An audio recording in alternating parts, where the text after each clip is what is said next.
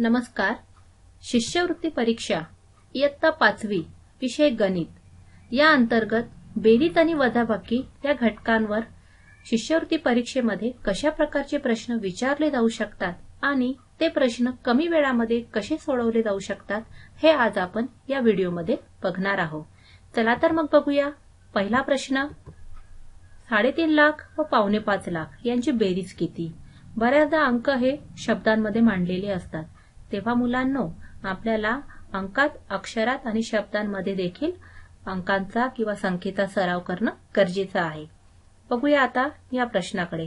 3.5 लाख या पद्धतीने लिहिले जातात. त्यानंतर 5.25 लाख हे जेव्हा संख्या आपण बघतो तेव्हा बघता क्षणीच ओरली सुद्धा याचं उत्तर काढता येतं.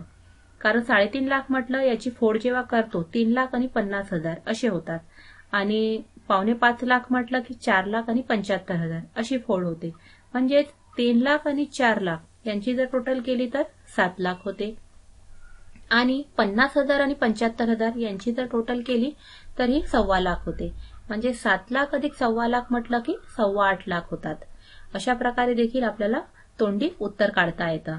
किंवा आपण याची बेरीज करूया आणि बेरीज करून त्याचं उत्तर काढूया. ते सुद्धा निघतं 8,25,000 म्हणजे 8.25 लाख. पर्याय क्रमांक 3 ही या प्रश्नाचं उत्तर असेल. यानंतर दुसरा प्रश्न बघूया. दिलेल्या वजाबाकीच्या उदाहरणामध्ये आपल्याला फुली, चौकोन आणि त्रिकोण या चिन्हांच्या जागी अनुक्रमे कोणते अंक येतील हे विचारले आहे. इथे विचारलं काय आहे, पहिले फुली आहे, नंतर चौकोन, नंतर त्रिकोण. म्हणजे पर्यायमध्ये पहिली संख्या फुलीची संख्या दर्शवेल, दुसरं चौकोन, तिसरी आहे त्रिकोण. त्यामुळे आता वजाबाकीचं उदाहरण जर बघितलं आपण तर एकक स्थानी आपल्याला चौकोन मधून 3 वजा केले असता 4 मिळतात. म्हणजे चौकोनची किंमत काय असेल, 3 अधिक 4 बरोबर 7. आणि यानंतर दुसरं चिन्ह आहे त्रिकोण. त्रिकोण मधून 2 वजा केले तर चौकोन मिळतो. म्हणजे त्रिकोणची किंमत असेल 2 अधिक, आत्ताच आपण चौकोनची किंमत काढली आहे 7, ते टाकलं की 9. आणि हे पर्यायामध्ये बघूया कुठे दिसते आपल्याला. पर्याय क्रमांक 2 मध्ये बघूया. बघा, चौकोन दुसऱ्या स्थानी आहे आणि त्रिकोण तिसऱ्या स्थानी. 7 आणि 9 आपल्याला अनुक्रमे कुठे दिसत आहे, पर्याय क्रमांक 2 मध्ये. त्यामुळे पूर्ण वजाबाकी सोडवण्याची गरज नाही. या प्रश्नाचं उत्तर पर्याय क्रमांक 2 आहे. यानंतर तिसरा प्रश्न बघूया. 3 संख्यांची बेरीज केलेली आहे, तर आपल्याला ती संख्या ओळखायची आहे, ते अंक ओळखायचे आहे. अशा गणितामध्ये आपल्याला वेगवेगळ्या संख्या ठेवून, अंक ठेवून सोडवता येईल, पण त्यामध्ये भरपूर वेळ जाईल. यासाठी एक सोपी ट्रिक आहे. आलेल्या उत्तराला संख्या 3 वेळा बेरीज करत आहोत, म्हणजेच 3 ने भागायचं आहे. म्हणजेच 555 भागिले 3 बरोबर उत्तर येतं 185. याचाच अर्थ ए च्या जागी 1, बी च्या जागी 8 आणि सी च्या जागी 5 हा अंक असेल आणि उत्तर आहे पर्याय क्रमांक 3. यानंतर पर्याय क्रमांक 4 किंवा चौथा प्रश्न बघूया आपण. 42 दशकातून 10 एकक वजा करून त्यात किती दशक मिळवले असता उत्तर 5 शतक येईल. 42 दशक आहेत आणि 10 एकक म्हणजेच 1 दशक.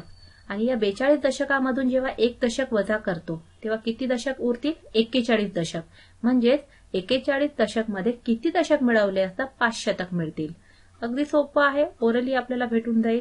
41 दशकामध्ये जर आपण 9 दशक मिळवले तर उत्तर येतं 5 शतक. म्हणजेच पर्याय क्रमांक 2 9 दशक हे याचं उत्तर असेल. यानंतर प्रश्न आहे 5वा. 3, 5, 1 हे अंक वापरून तयार होणारी सर्वात मोठी 5 अंकी संख्या व सर्वात लहान 5 अंकी संख्या यांची बेरीज किती? आपल्याला अंक 3 दिले आहेत आणि संख्या विचारली आहे 5 अंकी. म्हणजे याचा अर्थ मोठी जेव्हा संख्या तयार करू आपण तेव्हा जो मोठा अंक आहे या 3 पैकी तो आपल्याला 3दा घ्यावा लागेल आणि लहान संख्या तयार करताना जो लहान अंक आहे तो 3दा घ्यावा लागेल. म्हणजेच मोठी संख्या कोणती तयार होणार, 55,531 आणि लहान संख्या 11,135. या दोघांची आपण बेरीज करणार. बेरीज करताना एकक स्थानी 6 आले आणि थोडी नजर पर्यायांकडे पण मारूया. तेव्हा आपल्याला 4ही पर्यायांमध्ये 5 अंकी संख्या दिसत आहे. म्हणजे सर्व पर्याय सारखेच स्थान आहे आणि एकक स्थानी 6 असणारा पर्याय एकच आहे. त्यामुळे या प्रश्नाचं उत्तर असेल पर्याय क्रमांक 2. पूर्ण बेरीज करण्याचा वेळ आपण वाचवूया आणि यानंतर पुढच्या प्रश्नाकडे वळूया.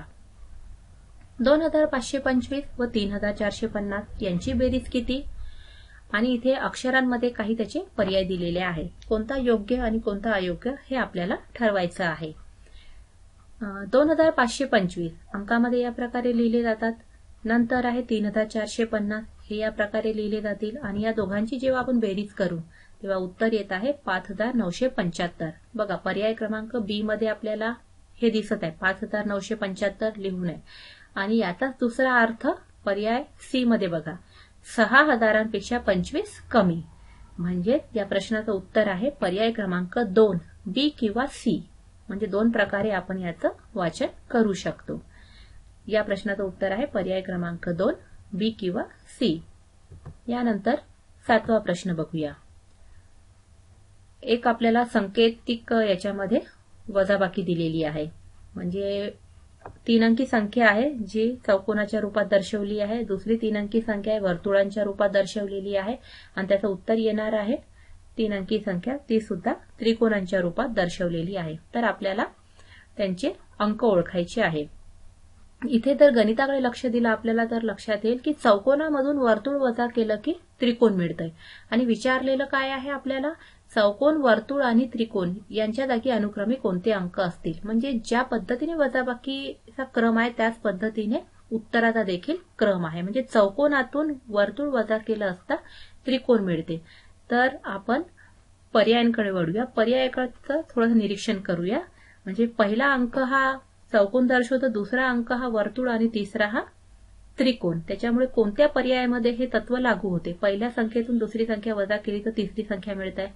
तर हे आपल्याला बघा पहिल्या पर्यायात बघा 7 मधून 3 वजा केले तर 4 मिळतात पण ते तिथे नाहीये. दुसऱ्या पर्यायामध्ये 9 मधून 4 वजा केले असता 5 मिळत आहे. हे फक्त दुसऱ्या पर्यायात दिसत आहे. तिसऱ्या आणि चौथ्या पर्यायात हे लागू होत नाही. त्याच्यामुळे याचं उत्तर असेल पर्याय क्रमांक 2 9 4 5. म्हणजे चौकोनाच्या जागी 9 असेल, वर्तुळाच्या जागी 4 असेल तेव्हा त्रिकोणाच्या जागी 5 येईल. यानंतर 8वा प्रश्न बघूया. एक निरीक्षण आणि सहसंबंधावर आधारित हे गणित आहे. पहिली वजाबाकी बघा इथे दिलेली आहे 2.5 लाख. याच्यातून 2 लाख वजा केले तर 50,000 राहतात. तर दुसरी जी वजाबाकी आहे 2,51,111 याच्यातनं 2,01,000 वजा केले असता तर किती उत्तर येईल? पूर्ण सोडवण्याची काही गरज नाही. थोडं निरीक्षण केलं तर सारखेपणा दिसतोय. म्हणजे पहिल्या गणितात आणि दुसऱ्या गणितामध्ये सुद्धा फक्त एकच अंक बदललेला आहे तो लाखाच्या याच्यामध्ये. तर तोच अंक आपल्याला इथे शोधायचा आहे. तर आपल्याला लक्षात येईल याचं देखील उत्तर 50,000 येतं. त्याच्यामुळे पर्याय क्रमांक 1 हे याचं उत्तर असेल. यानंतर वळूया 9व्या प्रश्नाकडे.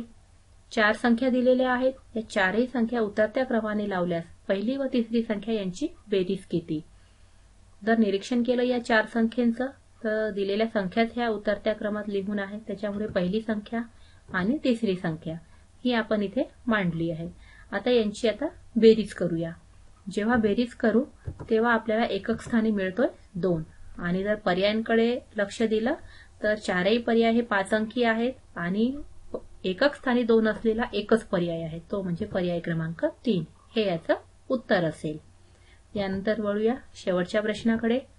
2 संख्यांमधील फरक दिलेला आहे आणि त्यातील लहान संख्या आपल्याला दिलेली आहे. तर मोठी संख्या कोणती हे विचारलं आहे. यामध्ये महत्वाचं आहे क्रिया कोणती करायची हे ठरवावं लागेल आणि यासाठी सराव खूप आवश्यक आहे.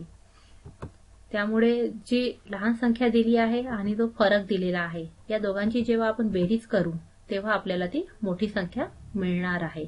तेव्हा बेरीज करताना बघा एकक स्थान, दशक स्थान, शतक स्थान इथपर्यंतच करून आपण थांबलो तरी चालेल. कारण जर पर्यायांकडे जर लक्ष दिले सर्व पर्यायांमध्ये सारखे स्थान दिलेले आहे आणि फक्त शतक स्थानी 1, दशक स्थानी 4 आणि एकक स्थानी 2 असलेला एकच पर्याय आहे तो म्हणजे पर्याय क्रमांक 2. त्यामुळे उत्तर असेल पर्याय क्रमांक 2. अशा प्रकारे मुलांना आपल्याला बेरीज आणि वजाबाकीवर आधारित प्रश्न परीक्षेमध्ये विचारले जाऊ शकतात आणि थोडं निरीक्षण, थोडा सराव याची आवश्यकता आहे. याची जर जोड असेल तर आपण सहज ही प्रश्न कमी वेळामध्ये सोडवू शकतो. चला तर मग अशाच नवीन कन्सेप्टसह आणि वेगवेगळ्या गणितासह आपण पुढच्या व्हिडिओमध्ये भेटणार आहोत. तोपर्यंत धन्यवाद.